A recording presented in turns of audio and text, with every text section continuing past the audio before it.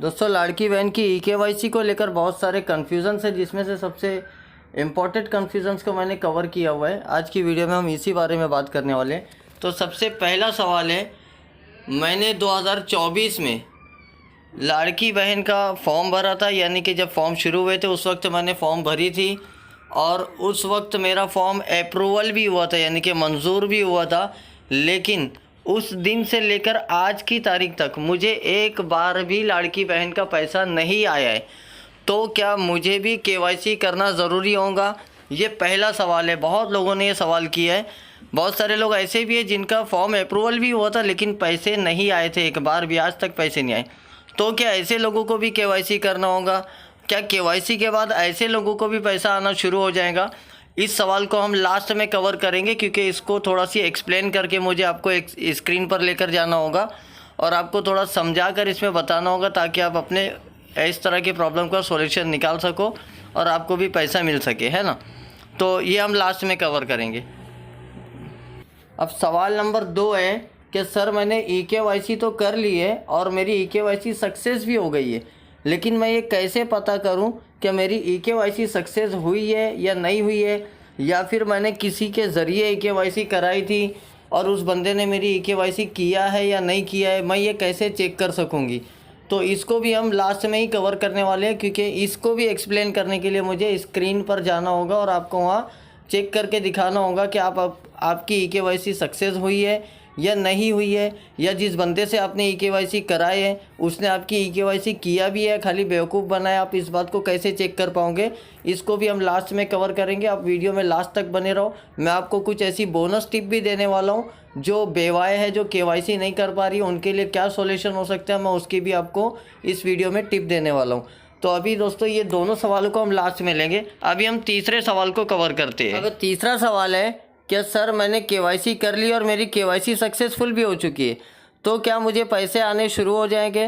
तो देखिए, आप लोगों को केवाईसी के रिगार्डिंग एक कन्फ्यूज़न क्लियर करूं। बहुत सारी लड़की बहनें जो है ना, बैंक में जाकर केवाईसी कर रही है, जबकि बैंक की केवाईसी नहीं करना है। केवाईसी करनी है हमको लाड़की बहन की। तो आपने बैंक की केवाईसी नहीं करनी है, बैंक का आपका जैसा था वो वैसे ही चलता रहेगा। अब रहा सवाल, क्या हमको पैसा आना शुरू हो जाएगा केवाईसी के बाद?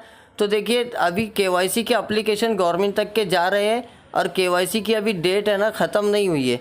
नवंबर तक के जो है ना केवाईसी की डेट अभी है, और जब नवंबर एंड तक के ये डेट ख़त्म हो जाएंगी, सारे एप्लीकेशन गवर्नमेंट तक के पहुंच जाएंगे, तो वो सारे फॉर्म जो है ना, जितने एप्लीकेशन आए थे, ये सारे सरकार फाइंड आउट करेंगी और फाइंड आउट करने के बाद इसमें से तय करेंगी कौन से लोग एलिजिबल है और कौन इसके अंदर से एलिजिबल क्राइटेरिया से बाहर है।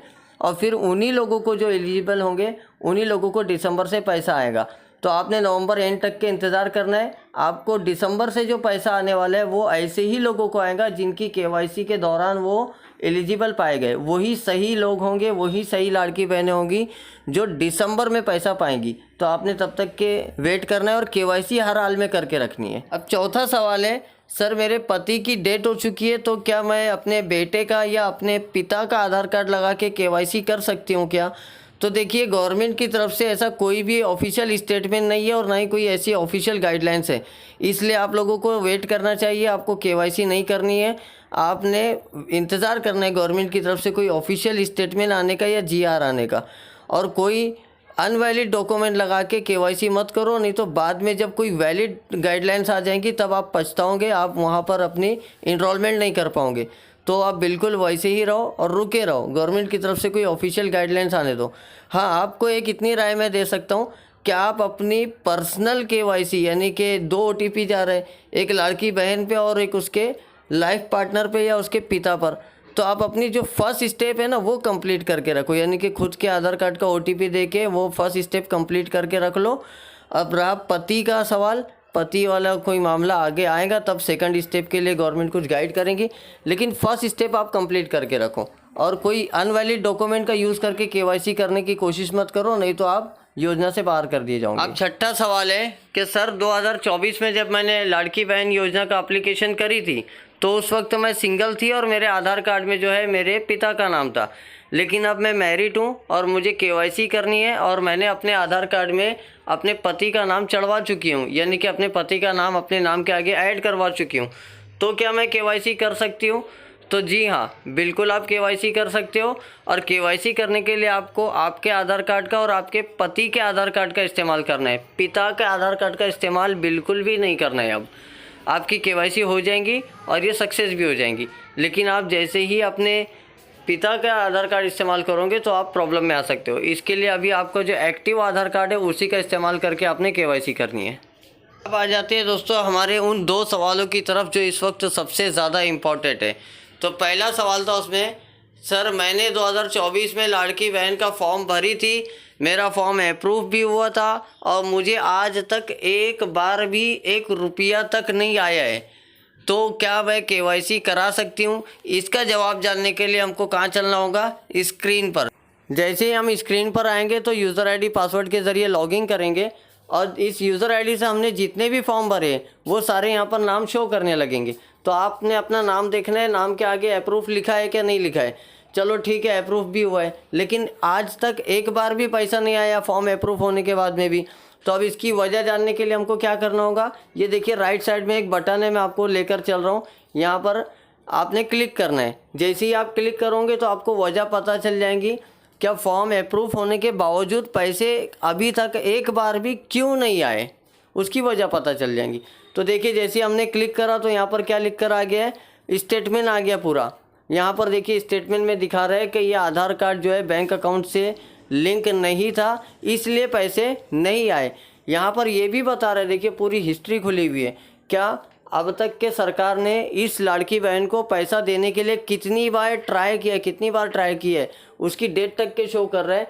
अगर इनका अकाउंट लिंक होता तो इनको पैसे आए होते, इसीलिए इनको पैसे नहीं आए और उसकी वजह भी पता चल गई। और सरकार ने बहुत मर्तबा ट्राई किया है क्या इनके अकाउंट में पैसे जाए, ये अकाउंट लिंक ना होने की वजह से ये पैसे नहीं गए इनके अकाउंट में। अगर आपके केस में भी कुछ ऐसा ही आता है मामला, तो फिर आपने केवाईसी बिल्कुल करवा के लेना है, क्योंकि आपको पैसा आ जाएगा।